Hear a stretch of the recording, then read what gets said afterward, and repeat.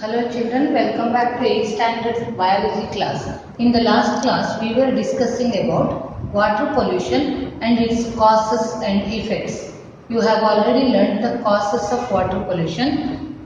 Untreated sewage is one of the main causes of water pollution. Releasing untreated sewage which contains food waste, detergents and microorganisms like bacteria, virus and fungi which is allowed into the water bodies causes water pollution. Not only that, industrial waste without treating when allowed into the water bodies, it is another important cause of the water pollution. Not only that, we throw garbage. So in some places we have discussed in the last class the river Ganga.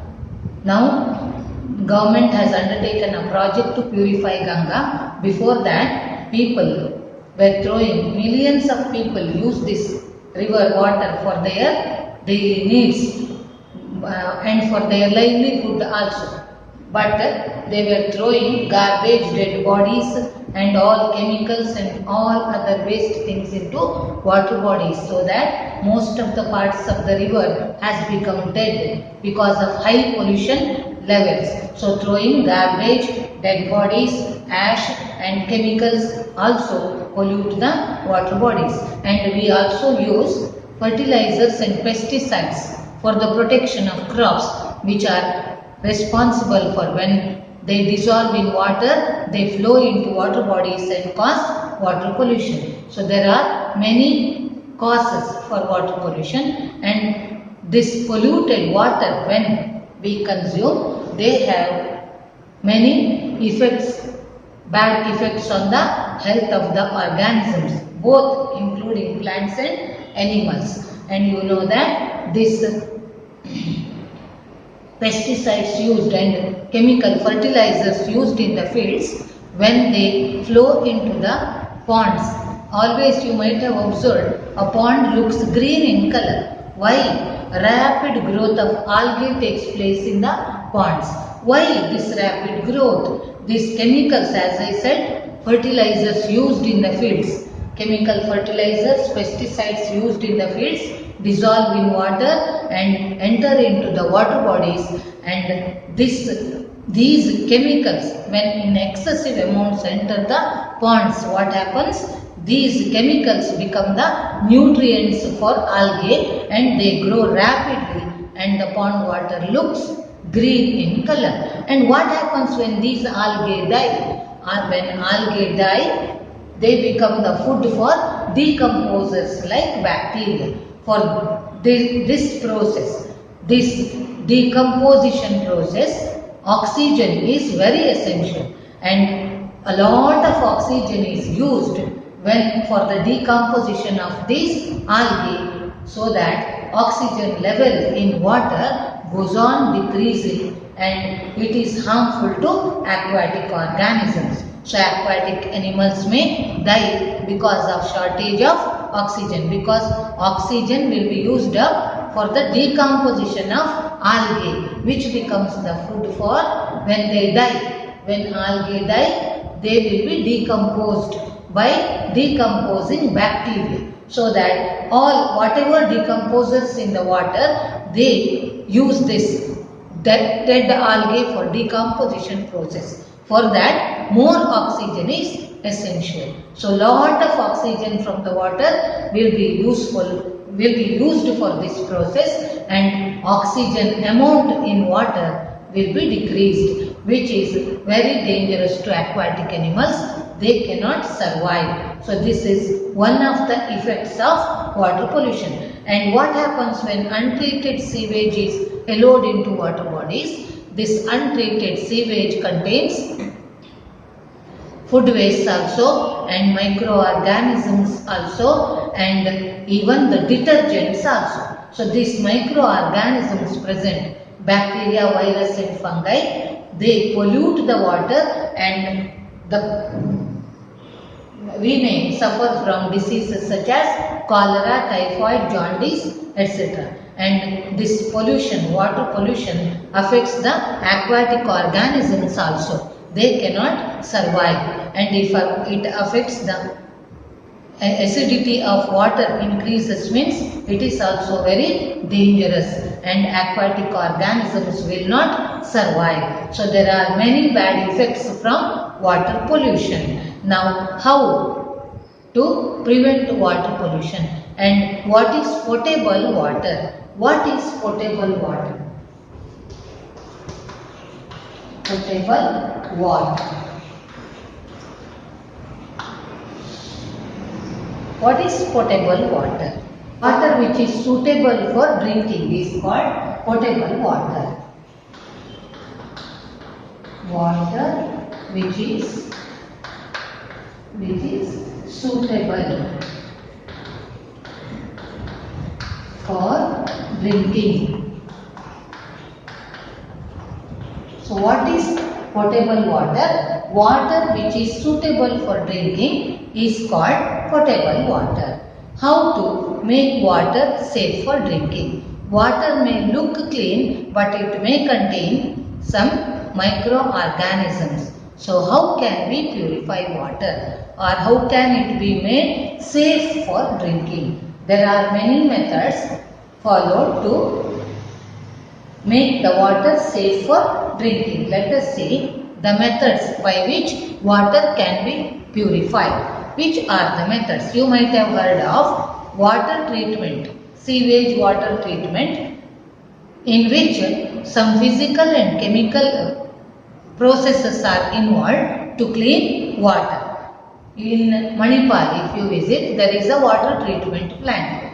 There various steps are followed which involves physical and chemical methods to clean water. And in our houses, what methods we use to purify water, which we make it safe for drinking. First of all, you might have heard filtering. Water filters we use in our houses. Candle type water filter is a common type and nowadays we have aquaguards and many types of water filters are available today. So here filtering is a physical method of purifying water. So one method is methods of purifying water. Purifying water. First one is filtering. A physical method. It's a physical method to purify water. Water filters are used in our houses. Water filters are used in our houses. Different types of water filters are used in our houses. Secondly, by boiling. Water is made safe for drinking by boiling. You have learnt in the previous lesson that boiling kills microorganisms. So we can purify water by and make it safe for drinking by boiling also. So boiling, it kills germs present in water. So we can boil water and cool it and we can use it. So boiling can kill the germs that may be present in water. It is another method of purifying water. And one more method is chlorination.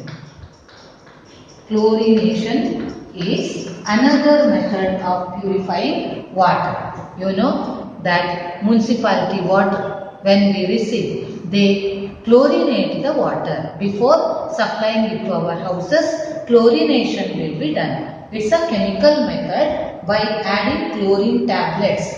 So it's a chemical method. It is done by adding chlorine tablets.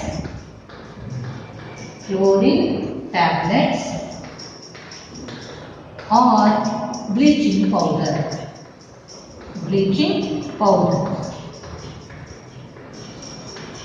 So chlorination is done by adding chlorine tablets or bleaching powder to water. But we must be very cautious. Here we have to use only the specified quantity of chlorine tablet only. Specified quantity only we have to use. Specified quantity of chlorine tablet must be used. Must be used. If it is used in excess, it is harmful to us. So, chlorination is another method of purifying water.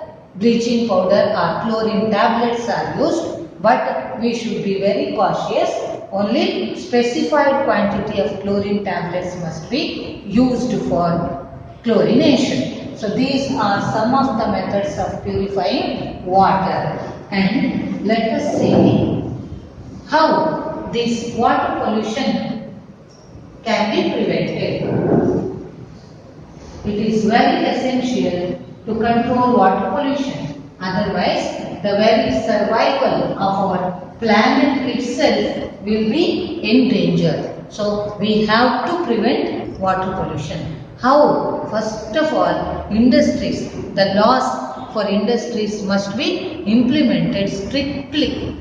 How to prevent water pollution? First of all, industrial effluents are responsible for the untreated industrial waste when released into water bodies cause very water pollution, which is very dangerous to aquatic plants and animals. So, laws must be strictly implemented for industries. So, what should be done in this regard? All industrial areas must have a water treatment plants. They have to treat their industrial waste and separate the harmful chemicals and then only release. They have to release them into the water bodies. So, first of all, preventive measures of water pollution.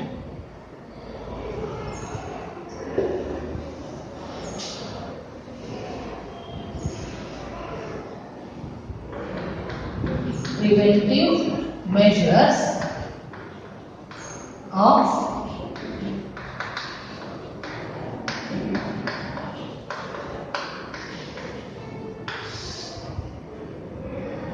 preventive measures. What preventive measures can be? The laws for industries must be strictly implemented. Strictly implemented. Sorry children, first this part of the lesson was remaining. Unknowingly I wrote cell structure and functions. After this I am going to take that lesson. So I changed the lesson heading. Please cooperate. Water pollution, some part remained that I started discussing.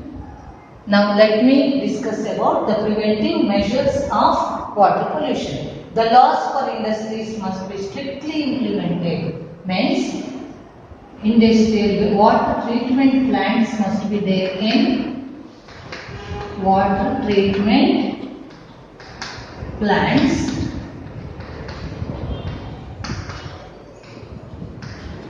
Must be there in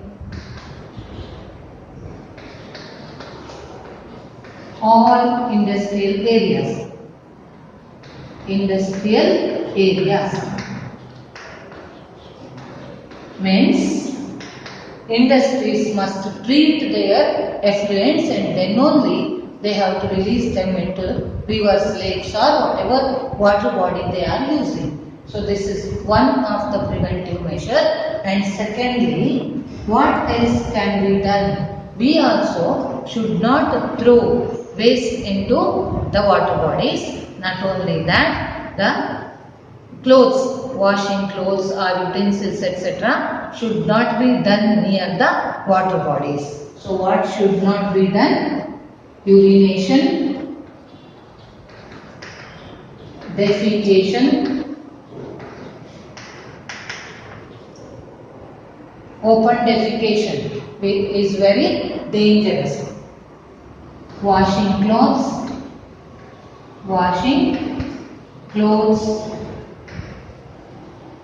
in the water bodies must be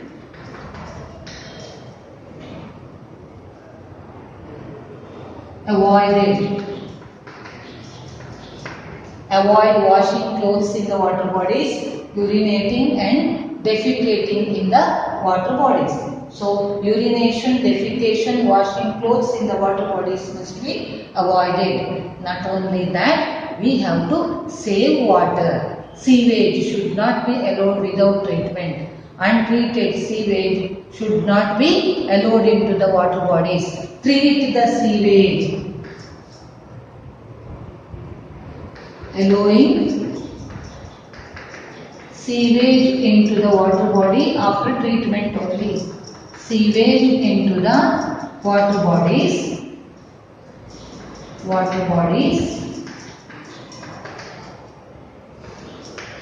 after treatment only.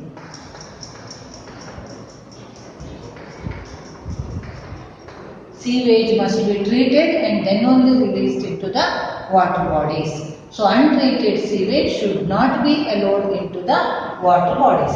Allowing sewage into the water bodies only after treatment only, or only after sewage treatment. Only after treatment. Not only that, we have to save water. Consciously we have to use water without wasting. Just while brushing teeth, how much of water we waste? Keeping the taps open and brushing teeth, that wastes several liters of water. So, for all our daily activities, when we use water, we have to use it very carefully. We should not waste water. Consciously save water.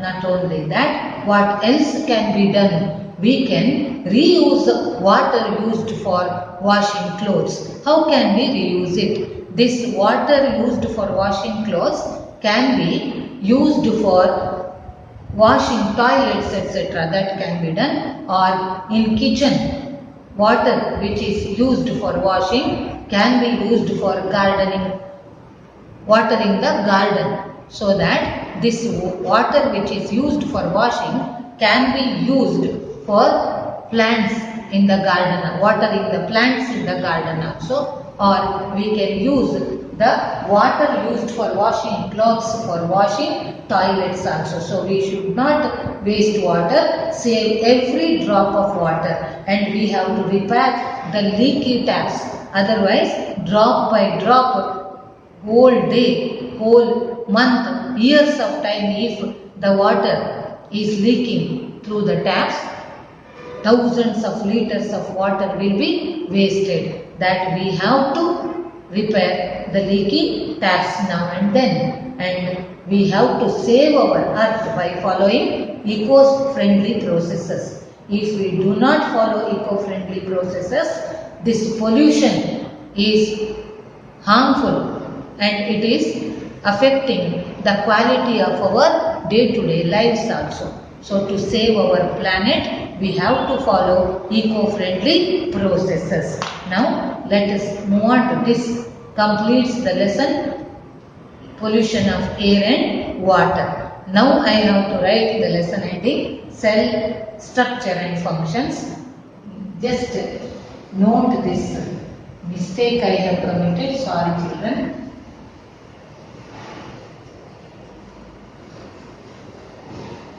Let me talk about cell structure and function. The last lesson, cell structure and functions.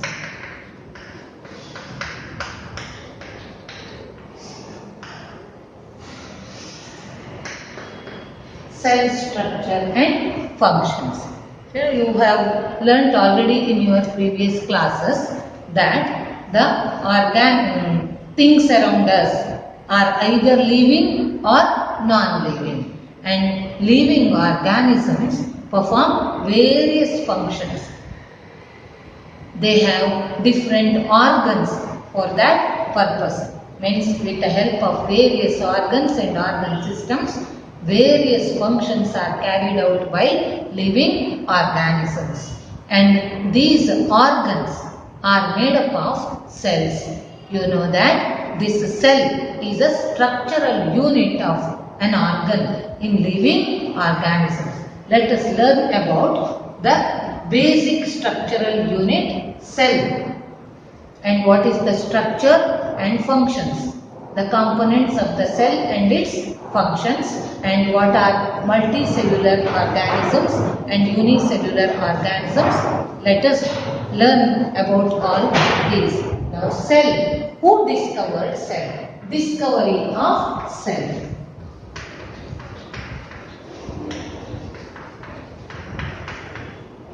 Who discovered cell? Robert Hooke. In 1665, he observed a piece of cork, very thin slice of cork. Cork means it is the section of the bark of the tree. So, cork is the section of the bark of the tree, and he observed this thin section of the cork, which is the part of the bark of the tree. And what he observed and what he used to see the structure of cork. He used a simple microscope and he observed a very thin slice of cork under a simple microscope. What he observed? He observed honeycomb-like structure. Boxes or compartments which are separated by each other by walls. Just he called them rooms. In Latin, this room means cells. So, he called the structures cells. He coined the term cells. What he observed in the cork section, he called them cells. So, who discovered cell? Robert Hooke.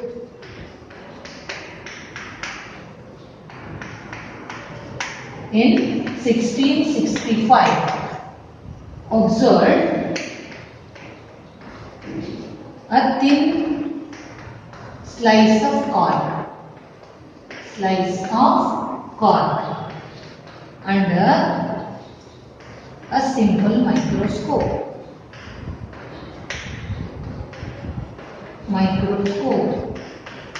What he observed? Honeycomb-like structure. I hope you have seen honeycomb. Compartments you see in honeycomb. Honeycomb-like structure. So, he called them compartments or boxes.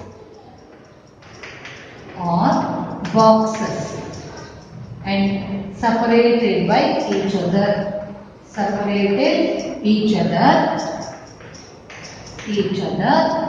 By walls, and call them cells. Latin word it is meaning cells. So thus Robert Hooke discovered the cell in 1665, and what he observed? He observed a thin slice of cork. So, cork is the part of the bark of the tree.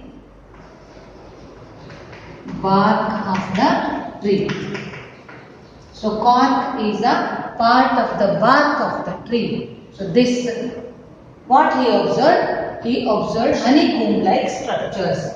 Compartments or boxes he observed, which are separated by walls. Each box is separated by another box by walls, and he called them cells. In Latin, cells. Latin word cells meaning rooms. Cells meaning rooms. So he discovered cell in a thin slice of cork when he observed, and these are called cells. He coined the term cells. Now let us try to understand. These cells are of different size, shape, and even they differ in number also. So the cells differ in various organisms. Cells differ in number, shape, and size also. The shape of the cells also different, size of the cells also different, and differ in number also. Cells differ in number, shape, and size in different organisms. You have learnt in your previous classes that some organisms have only one cell in their body. This one cell itself performs all the activities of the cell. What do we call such organisms? They are called unicellular organisms. So the organisms which have only one cell in the body are called, a single cell are called unicellular organisms. If you consider the number of cells, you can see two main types of organisms, unicellular organisms. What are unicellular organisms? Made up of organisms which are made up of single cell. Single cell are called unicellular organisms. Example, common example, which is it? Amoeba, Paramecium, Euglena, and many such organisms have many protozoans, also have single cell. So these single celled organisms are called unicellular organisms. And you might have observed the structure of amoeba. Is there any permanent shape to amoeba? Is there any permanent shape to amoeba? The organism has only one cell and it has no definite shape. See, here are pseudopodia. Pseudopodia. What are pseudopodia means? Pseudo means false. Podia means feet. They are false feet. They use these false feet or pseudopodia to grasp the, to entangle the food and grab the food, so that they use for locomotion, movement also, and for obtaining food also. So these pseudopodia appear and disappear as amoeba moves and finds its food. Feeds, when it feeds and moves, these pseudopodia also appear and disappear. So organism does not have a definite shape also, and it is having only one cell, and this single cell itself performs all the activities of the body, such as respiration, even nutrition, digestion, respiration, excretion. All the body activities are performed by single cell. So amoeba is a single celled organism. And another example given in your book is Paramecium. It is also a single celled organism. It's also a single celled organism which has cilia for locomotion. Cilia for locomotion, and there are vacuoles, contractile and food vacuoles. So this is the structure of a Paramecium. It is also a single celled organism. which performs all the act, but it has a definite shape. And at a particular spot it gets food also. All the body activities are performed by single cell. So single celled organisms have only one cell and all the body activities are performed using only one cell. And what are multicellular organisms? Multi means many cells are there in the body.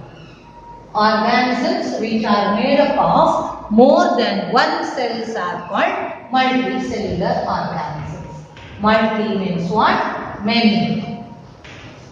Body is made up of many cells. You can give many examples including human beings.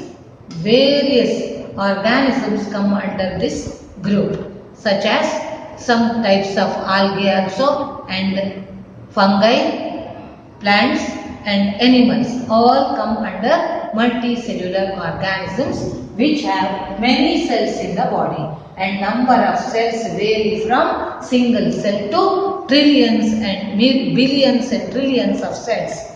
If you observe a huge tree, billions of cells are present.